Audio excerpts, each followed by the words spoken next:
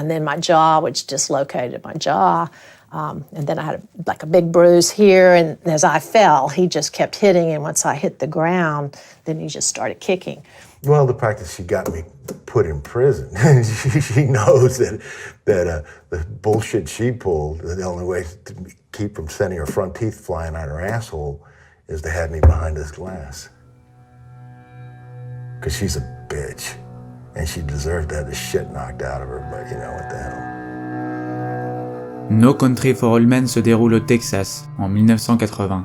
Alors que Llewellyn Moss chasse dans le désert, il tombe sur les résultats d'un trafic de stupéfiants entre Mexicains ayant mal tourné. Plusieurs cadavres jonchent le sol, et il fait face à un dernier survivant blessé, le suppliant pour de l'eau. Llewellyn l'ignore et continue ses recherches avant de tomber sur une valise contenant 2 millions de dollars en cash, qu'il ramène chez lui. Le soir même, regrettant son geste envers l'homme blessé, il retourne sur les lieux pour lui apporter de l'eau. Il est alors poursuivi par d'autres hommes du cartel mais parvient à s'enfuir. Blessé, il demande à sa femme de passer quelque temps chez sa mère alors qu'elle quitte la ville et part se réfugier avec l'argent dans un motel à Del Rio. Anton Chigurh, tueur à gages, est recruté pour récupérer cet argent.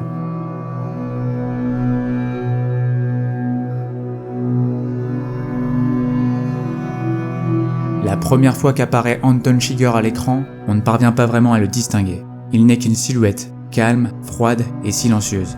Arrêté par un policier, il ne dit pas un mot, ne s'agite pas et ne conteste pas son sort. Transporté au commissariat le plus proche, il est placé en garde à vue, menotté.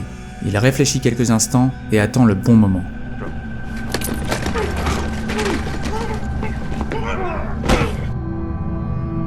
Considéré par des psychiatres comme la représentation la plus réaliste d'un psychopathe au cinéma, nous verrons dans cette première analyse les traits de personnalité les plus marquants chez Anton Chigurh et de quelle manière il se retrouve chez un véritable tueur américain des années 2000. Pour mettre en perspective sa psychopathie, on peut distinguer 3 caractéristiques qu'il ne semble pas connaître: la peur, l'empathie, la culpabilité et une dont il dispose, la ruse.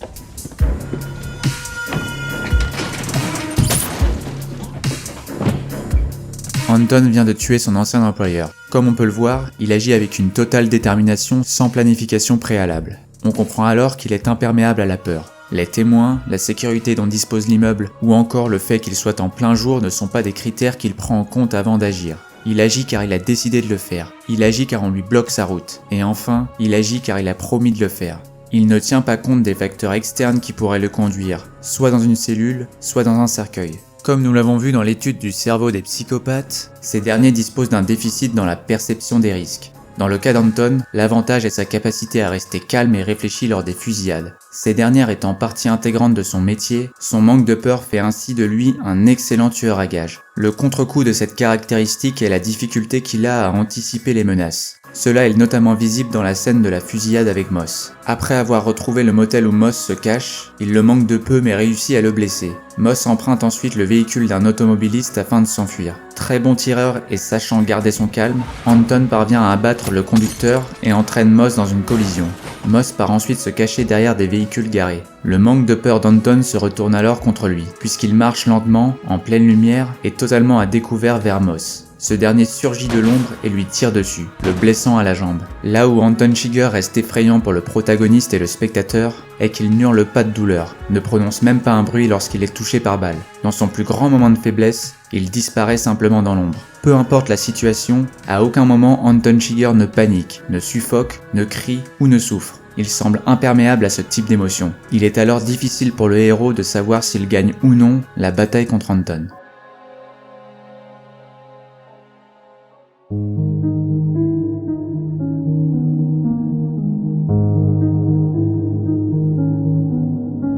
Le cas de John Battaglia est avant tout celui d'un homme dénué d'empathie. Son histoire et son procès ont marqué sa région au début des années 2000. Avant de vous révéler ce qui l'a amené à être condamné à mort, il convient de se pencher sur la fin d'une interview qu'il a donnée juste avant sa date d'exécution. Durant celle-ci, le journaliste aborde inévitablement la question de sa mise à mort.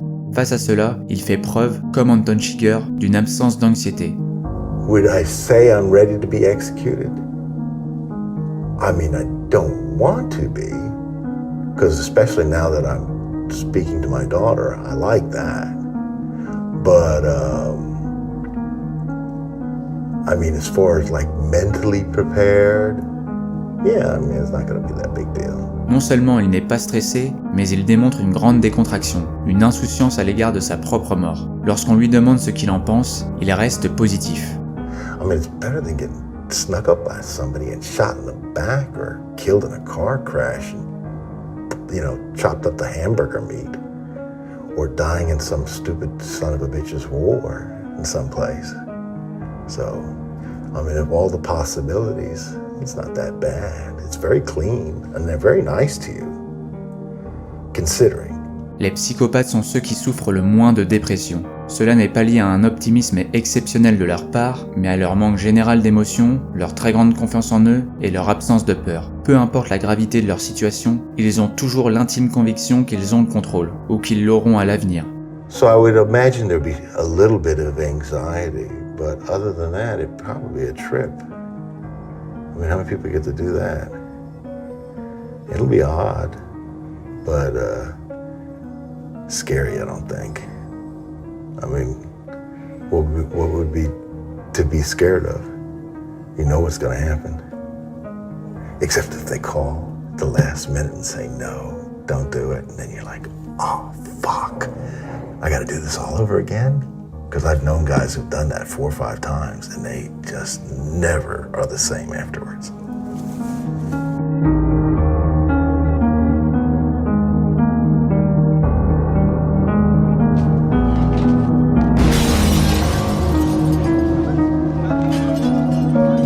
Pour une fois, Anton n'a fait aucun mort. Ce moment est néanmoins celui qui caractérise le mieux son absence d'empathie. Cette scène nous montre en effet que ce n'est pas le nombre de morts ou de blessés qui caractérise la cruauté d'un acte. Ce qui rend un acte inhumain est l'indifférence de son auteur à l'égard de la vie des autres. Ici, plutôt que d'attirer l'attention sur sa blessure par balle et se payer des soins lui-même, il préfère faire exploser une voiture en pleine rue afin de détourner l'attention et voler ce dont il a besoin. Comme on peut le voir, un homme passe devant la voiture quelques secondes avant l'explosion, qu'Anton ne daigne regarder. Cela aurait pu être une famille ou des enfants, peu importe. Il doit atteindre son objectif même si cela coûte la vie à plusieurs personnes. On voit là un manque total d'humanité, un égoïsme poussé à l'extrême. Des bandages sont plus importants que des vies humaines. Cet esprit tordu le rend imprévisible, car on se rend compte que personne n'est à l'abri. Que l'individu l'ait dérangé, vu, côtoyé ou non, rien de cela n'a de valeur. N'importe qui peut être l'une de ses victimes directes ou collatérales.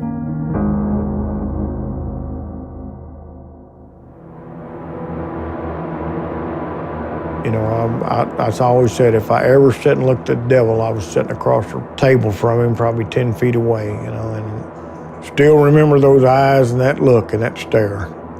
L'absence d'empathie d'Anton est partagée par John Battaglia. C'est le trait de personnalité le plus important pour prédire son comportement. Dans les années 80, il se marie avec Michelle Getty, avec qui il a une fille, Christy.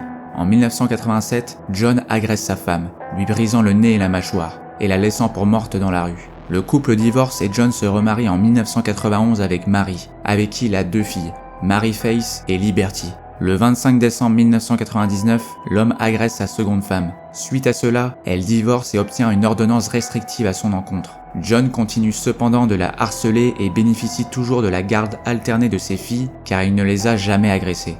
Début 2001, il apprend que son ex-femme Mary a demandé un mandat d'arrêt à son égard du fait du risque qu'il représente pour elle et ses filles. John a vent de la nouvelle et décide de se venger. Le 2 mai 2001, alors qu'il garde ses 2 filles, il passe un coup de fil à Mary et met le téléphone sur haut-parleur. Durant l'appel téléphonique, John oblige ses filles à demander à leur mère pourquoi elle veut faire emprisonner leur père.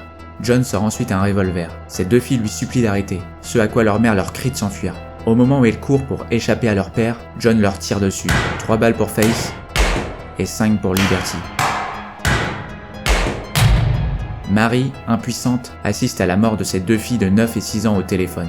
Après les meurtres, John a laissé ce message dans le répondeur du téléphone présent dans la chambre des filles.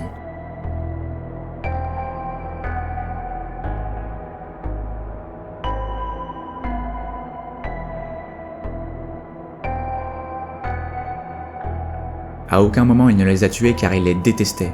Il les a juste tuées pour détruire psychologiquement son ex-femme. On voit là toute la psychologie du psychopathe. Il ne traite pas les autres comme des humains, mais comme des objets ou des outils pour arriver à ses fins. John précise dans l'interview qu'il aimait bien passer du temps avec ses filles. On pourrait croire qu'il ment, mais la réalité est plus effrayante. Il appréciait vraiment ses moments avec Liberty et Faith car ils le divertissaient et le stimulaient. Mais ça s'arrête là. À aucun moment il ne les aimait ou n'était attaché à elles. Vu de l'extérieur, il portait donc le fameux masque de la sanité. C'est-à-dire qu'il apparaissait comme un bon père de famille auprès du monde. Il n'a ensuite eu aucune once d'hésitation quand il a froidement abattu ses 2 gamines. Il savait que cela allait faire souffrir Marie. Cet acte dénote aussi la vision très court-termiste typique des psychopathes, expliquée dans ma vidéo sur eux. Le fait de faire souffrir son ex-femme lui procurait tellement de plaisir à court terme qu'il en a oublié les conséquences à long terme, à savoir son arrestation et sa condamnation à mort. And it was obvious when I walked into the door where I could see Liberty. She had tried to run. She had hurt her mom, I think, and she had tried to run to the front door. It's weird to look back on it now because, of course, I'll always remember them as 6 and 9 years old when I was 15.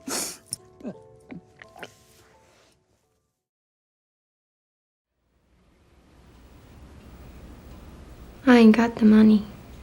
I buried my mother today. Ain't paid for that neither. I wouldn't worry about it. En quelques semaines, Carla a enterré son mari et sa mère. Elle garde quand même la tête haute malgré ces tragédies. Au moment où l'on pense que No Country for Old Men finit sur cette triste note, on en oublie quelqu'un d'important, Anton Chigurh. Quelque temps auparavant, le tueur à gages s'entretient avec Moss qui détient l'argent du cartel.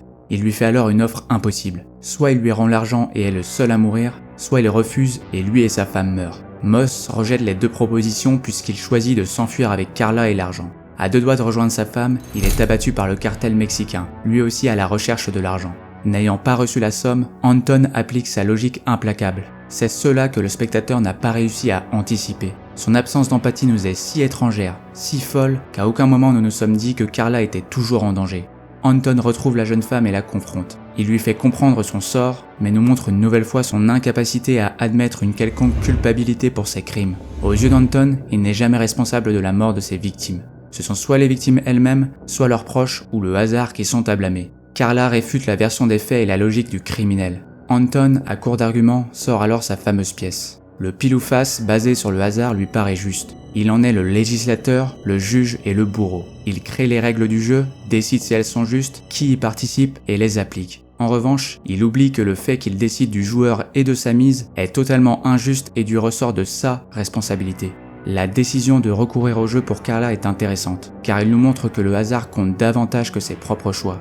Il est en effet prêt à renoncer à tuer Carla si le hasard agit en sa faveur lors du pile ou face. Grâce à cette pièce, il n'est jamais responsable de ses actes. Soit il estime ses actes justifiés, soit, si leur logique est remise en cause, comme c'est le cas ici, il fait appel à la pièce. La victime est ainsi prisonnière du jeu. Elle peut soit gagner, soit perdre, ou soit refuser d'y jouer. Ce refus est alors considéré comme un choix entraînant la mort, et implique donc qu'il n'y a aucune échappatoire, mis à part gagner au pile ou face. Le meurtre n'est alors justifié moralement que par le choix erroné de la victime, et Anton n'est plus responsable. Call it. No. I ain't gonna call it.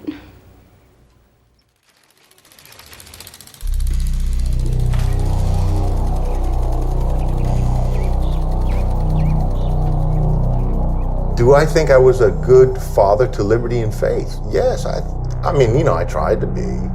L'incapacité d'Anton à reconnaître une quelconque faute est partagée par John Battaglia. Lorsque le journaliste évoque les violences subies par sa femme, il sort un grand classique de la violence domestique, le victim blaming. And when you think about that incident, how does it make you feel? Makes me feel like I should have killed her. She's such a pain in the ass. And she couldn't take a lesson. En rendant sa femme responsable selon lui de provocation, il se décharge de toute l'immoralité de son passage à tabac. L'autre moyen qu'il utilise pour se disculper est le déni du crime lui-même. C'est ce qu'il fait pour le meurtre de ses filles. Oh, how did Faith and Liberty die? They say they died of gunshot wounds. So there's nothing about that you remember? Not particularly, no.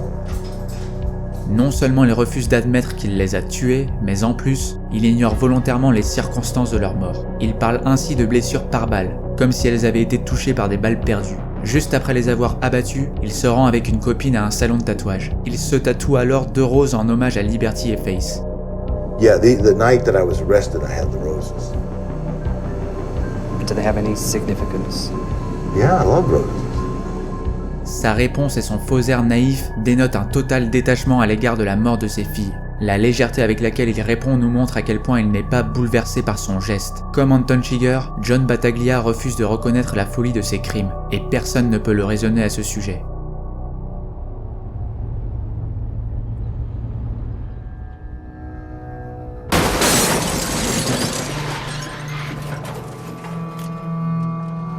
Take it in. You didn't see me. I was already gone. Anton se sert de la chemise de l'ado comme attelle. Il lui propose $100 en retour, et insiste pour qu'il les prenne. On croit qu'Anton a finalement un minimum de principe, qu'il est prêt à payer un service qui lui est rendu, mais la réalité est tout autre. Anton Chigurh sait que l'ambulance et la police sont en route. Cette somme ne sert donc pas à acheter la chemise de l'ado, mais leur silence. Là encore, même quand un os sort littéralement de son bras, il reste dans le calcul. Cela en fait un antagoniste extrêmement difficile à faire plier. Peu importe l'état physique et mental dans lequel il se trouve, il ne s'arrête jamais d'avancer vers son objectif. John Battaglia utilise également la manipulation pour éviter le pire. En 2002, lors de son procès, les jurés n'ont délibéré que 19 minutes avant de le condamner à mort. Ses avocats sont ensuite parvenus à gagner du temps lors de l'appel pour obtenir une peine à perpétuité. Il est finalement programmé pour être exécuté le 31 mars 2016, soit 2 semaines après cette interview. À la fin de l'entrevue, il dévoile ouvertement les manipulations qu'il entreprend. Do I think I'm insane? And I would say no, I don't think so, but then that would be catch-22. I mean, if I did think I was insane, then I would probably not be insane, right? So I think that's how it works, at least Joseph Heller's version. John sait que son seul moyen d'éviter la peine de mort est d'être déclaré inapte mentalement. Il sait cependant qu'un véritable fou ne sait pas qu'il est fou. Voilà pourquoi il prétend auprès du journaliste être totalement sain d'esprit. Il fait également mine de ne pas se souvenir de la mort de ses filles. So you think the reason why you killed your 2 daughters was because you were drugged? I think so. If I did it at all. And that is, again, I mean, I think I didn't, but, you know, obviously they'll convince me and anybody else that I did, but if I'm not aware of it... Il utilise 2 issues de sortie, le fait d'avoir une maladie mentale et le fait d'avoir été drogué. Dans les 2 cas, il pourrait éviter la peine de mort, mais la probabilité est très faible face à des psychiatres rodés. L'optimisme dont il fait preuve est donc totalement exagéré.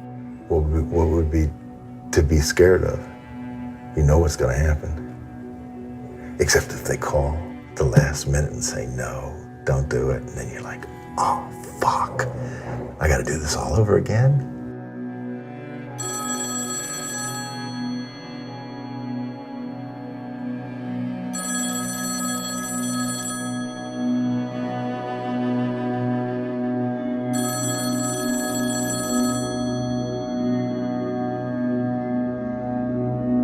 I do feel like the state did rob me of a new beginning.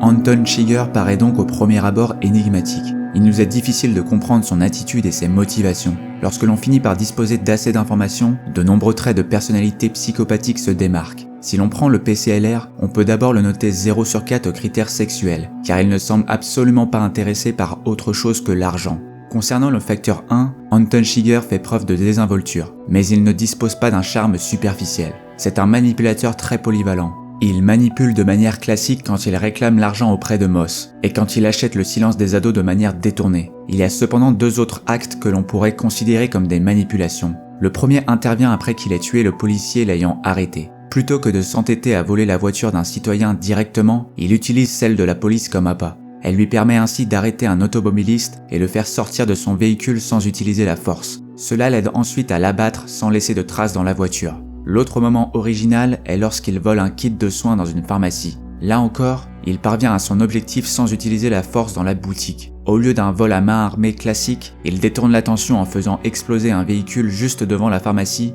et peut ainsi se servir dans les rayons. Pour ce qui est du mensonge, il n'est pas omniprésent, car il est souvent franc avec ses victimes, notamment quand il fait comprendre à Carlson et Carla leur sort. Son estime de soi est quant à elle grandiose, car il traite les humains comme on traite les animaux dans les abattoirs. C'est lui qui décide de la fin de vie des humains qu'il côtoie, autrement dit, de leur date d'expiration. Il utilise en plus un pistolet d'abattage pour les achever, une arme utilisée pour assommer ou tuer les bovins.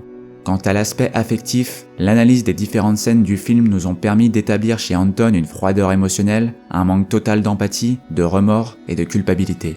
Le facteur 2, lui, traite de sa délinquance. En tant que tueur à gages, on peut déjà lui mettre 2 à plusieurs critères. Au vu de ses forts traits psychopathiques énoncés au facteur 1, on peut en déduire qu'il était déjà de la sorte adolescent, impliquant une délinquance juvénile. Son métier ultra risqué et le fait de forcer ses victimes à miser leur vie au pile ou face sont des indicateurs d'un fort besoin de stimulation. Anton est également irresponsable, car il estime toujours que ce sont ses victimes qui ont causé leur propre mort. Le tueur n'a aucun objectif de long terme, que cela soit de grimper dans la hiérarchie du monde du crime ou de fonder une famille. Il souhaite seulement accumuler les gains à court terme. Enfin, il ne fait pas preuve d'une impulsivité irraisonnée, car la totalité de ses crimes sont soit calculés ou soit justifiés selon son code de conduite tordu. En ajoutant les notes de chacun des facteurs, Anton Chigurh obtient 32 sur 40. C'est donc un psychopathe selon les classifications américaines. Le danger imminent, le regard des autres et la souffrance de ses victimes ne comptent pas à ses yeux. Seul son intérêt personnel n'a d'importance. Le comportement d'Anton Chigurh en fait une personnification de la mort. Il plane sur tous les êtres, est implacable, imprévisible et incorruptible. On ne surpasse jamais la mort. On en retarde juste l'échéance. Lorsqu'elle nous regarde droit dans les yeux, on ne peut que l'accepter ou la nier, mais on ne peut y échapper. If the rule you followed, Brother is, of what use was the rule?